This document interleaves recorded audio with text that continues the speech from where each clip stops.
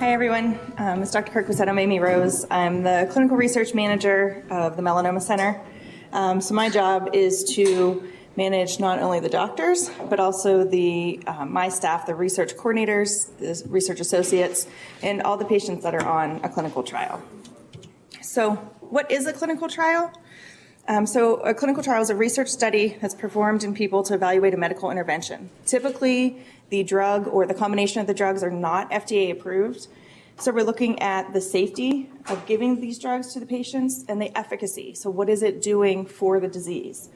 A lot of it is a dose finding, where we might start at a lower dose and have to move up to a dose that is tolerable but still effective as well.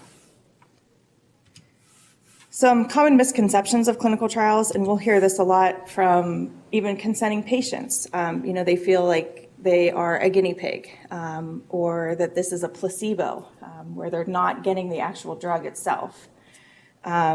Sometimes they feel that this is their last option, and they're scared of the side effects that might happen. But with education from our doctors, the PAs, and the coordinators, we can show you guys that it's the actual benefits of participating in a clinical trial. So some of the benefits is the access to new drugs. Sometimes the drugs are available to patients years before it's ever going to be FDA approved. So I have patients from 2008 that had drugs that are now approved in 2012. So the fact that they had it 4 to 5 years before it was even available through the FDA.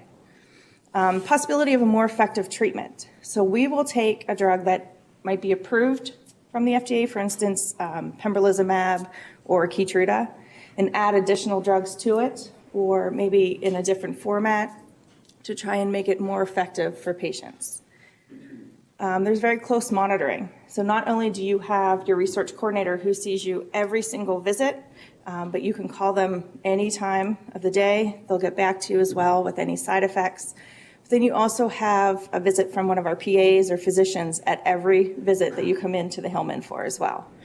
They will ask you a million questions as far as what side effects you have, even, how's your appetite, how are your bowel movements, and that becomes like a normal process for you guys as well. You play a very active role in your treatment whenever you're on a clinical trial. With talking with us and telling us how you're feeling, and being able to keep track of if you're on a medication that you have to take home, to track what you're having with the side effects for that, how often you're taking the pills or the injections as well. And you have a chance to help researchers and other future patients. While being on a clinical trial, we're able to track the side effects and what happens to the tumor, what happens to the body, and what happens in the blood. So that's very important as well. And many of the drugs that are provided on a clinical trial are provided without cost to the participant. The drug itself is usually provided, and it may help as far as having access to those drugs as well. So there are some risks of participation in a clinical trial, and this is something that during the informed consent process we will go over with you. But one thing is patient commitment. It is more time. A lot of time it's here at the Hillman versus going to a local community hospital or something as well. There are associated risks or side effects, and sometimes, especially with the newer drugs, we don't know all of the side effects. Once we know that if there's a new risk, we alert the patients on a clinical trial as soon as that happens. A lot of times, because of these being newer drugs and treatments, there are additional testing that's required, and that's for safety reasons. Sometimes some of the drugs are first in human, and we need to make sure that it's not affecting, for instance, the heart. So there might be additional EKGs or echoes or those type of testing to make sure that everything is okay. And then there's the cost that's borne by the insurance company. Not all of the procedures may be covered by the clinical trial, so that's something that we go through in the beginning as well, is to make sure insurance verification is approved as well. So I know you've heard this before, but prior to 2011, there were only 3 drugs that were approved for melanoma. Dacarbazine, which we hardly ever give that anymore, interferon, which was the first adjuvant treatment, and IL-2, which was approved back in 1998. So after 2011, because of patients' participation in clinical trials, these are all the drugs that are now FDA approved and as well as some combinations too. This is all thanks to the clinical trials that patients have participated in. Every single drug that's on here was available here at the Hillman through a clinical trial as well. And then these are the combinations and the expanded use. For instance, IPI was first approved in 2015 as an adjuvant treatment. It was already approved back in 2011 as for metastatic treatment. So again, more clinical trials to expand the use of these drugs and do different combinations with them as well. So before a trial is brought to the patients, it goes through a very rigorous pre-approval process. We have a scientific review committee to make sure that the science makes sense as far as what the researcher is looking into. We have a pre-review committee. Again, they look and make sure the logistics of the study might work okay. And there's also the fiscal review for who's going to pay for the biopsies and for the drugs. So that takes sometimes up to, we like it to be done in 90 days. Sometimes it takes a little bit more depending on the lawyers that are involved. But sometimes it's less. And that's just trying to move it to the patients faster. After those reviews are done, we go through what's called the IRB. This is a Human Research Protection Office. Their main job is to make sure that the patients are safe on a clinical trial, making sure that we're following what we're saying in the trial as well. So all what we call UAPs, unanticipated problems, or SAEs, serious adverse events, are reviewed, and a lot of times we need to come up with a plan of action. If a problem occurred on the protocol, we need to say, okay, this is our plan so it doesn't happen in the future.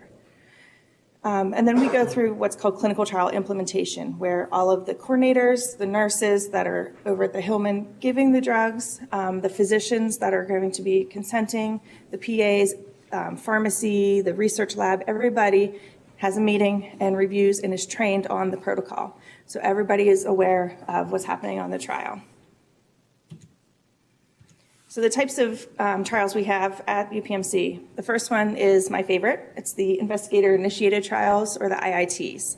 These are kind of homegrown trials where the doctors and from the bench-side research come up with an idea and put it together. And we bring that from, so it's homegrown here in Pittsburgh, we bring that from the bench side over to the patients as well. We do a lot of tissue and blood banking. Our biggest, we have a very cornerstone for our SPORE is the 9699 tissue bank, where I'm sure a lot of you patients have signed up for that, and we appreciate that. And that is to look at not only the blood and the tissue, but and also other bodily specimens we've probably asked for, but to look and see how we can improve some of the additional clinical trials that will be coming forward. We have cooperative group trials, and these are typically done, our biggest cooperative group that we participate in is ECOG, the Eastern Cooperative Oncology Group.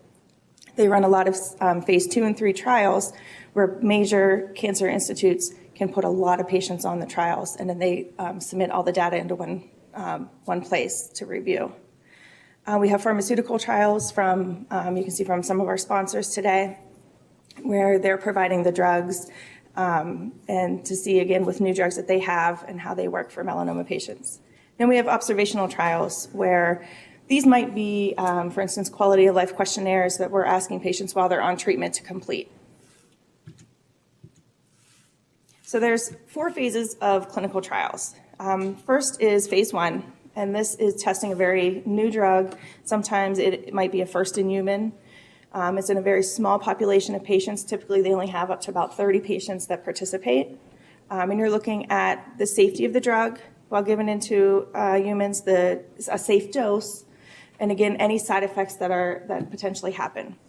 So it is a small group of patients. So after it's done with the phase 1 trial, we move on to what's called the phase 2. It's usually done in larger groups of patients, up to about 100 patients, anywhere between 30 to 100. And we're looking at the effectiveness of it on the cancer itself and to evaluate for safety. Again, continuing to monitor all the patients on the trials. Phase 3 trials is testing a new drug in a very large population, and this is where the cooperative groups come in. We don't have, luckily, thousands of patients that we can put on a trial here in Pittsburgh alone. So that's where we do a lot of the cooperative group trials. This is just to confirm the effectiveness. You have a larger group of patients that we can confirm that, yes, this really does work in this group. A lot of times it is compared to standard of care. So you might have a new drug versus something that's already FDA approved. And a lot of it is collection for information for FDA approval. So a lot of the times, that's why we have, like I said, the large groups to be able to get all the information together to the FDA. And phase 4 trials are actually done after the drug is already FDA approved. It's for continuing of information and gathering the information for the long-term use of the drug. So what is informed consent? This is actually an ongoing process where your doctor, the PAs, the coordinators, all of those people take part in the informed consent process with you. They review the treatment itself, the logistics of the treatments, how often you need to be here, how many times there would be maybe a biopsy or research labs, or a lot of times we review the side effects. That's probably the biggest, most important part that we go over with you guys. We want to make sure that you guys are aware of every possible side effects that happen. In the consent, it lists everything that they know has ever happened to a patient on these drugs. So it is a lot of reading, but feel free to ask questions. You know, if you need to take it home and review, you're more than welcome to do that. You know, we'll either have you come back in, or, you know, we can have you fax it in and stuff as well. We review the risks and benefits of the trials. You know, what are the benefits for you to participate in the trial? You know, why is the study being conducted? What exactly are we looking at? What is our primary objective for the outcomes of the studies? We review financial responsibility. We'll send all of the trial and your information to our case managers, and they go through your insurance to make sure that there's no red flags or outstanding costs that would be associated with you participating in a clinical trial. And then we also, during informed consent, talk about the withdrawal of consent. And, you know, because clinical trials are completely voluntary, at any point you're able to withdraw and not participate in the trial anymore. And that's not going to be held against you or anything as well. So once you sign the informed consent, you go through a screening process. There is a inclusion-exclusion criteria that is set forth in the protocol that you have to match in order to go on to participate in a clinical trial. So it starts at the signing of the consent. A lot of times it includes scans, and a lot of the scans we can use if you've had them within usually a 28-day period. We can use those scans as your baseline scans. There may be additional testing, again, cardiac testing, pulmonary testing, depending on the drug itself. There's always lab work. We always draw lots of lab work. A lot of times the research study is looking at how the drug interacts with the body. So we want a good baseline sample in order to know what changes during the actual trial itself. We look at all the meds that you're taking to make sure that there's nothing that's excluded. A lot of times there might be interactions between the study drug and a medication that you're already on. So we have to carefully go through that. And we do review with the pharmacist as well. We have a great IDS pharmacy, the investigational drug pharmacy, that helps us with those types of questions. We look at your medical history to make sure there's nothing that excludes you. For instance, if you have a significant cardiac history, you might not be eligible for the clinical trial for safety for you. Again, we look at your insurance verification, and then we go through the eligibility with a fine-tooth comb. We have one of my nurses go through first, as we call it, the first check. I go through a second check, and then a physician does a third check to make sure that everything lines up for eligibility. And then once you're on study, the treatment begins. So the on-study part starts from the day of the first infusion or injection or pill or whatever the study might be. At that point, we're going to give you a schedule of your treatments and when your scans are. Typically, scans are anywhere between every 8 to 12 weeks. And what we do, we have our physicians and PAs where they will look at the baseline scans and compare to the first set of scans to see what kind of response we're having.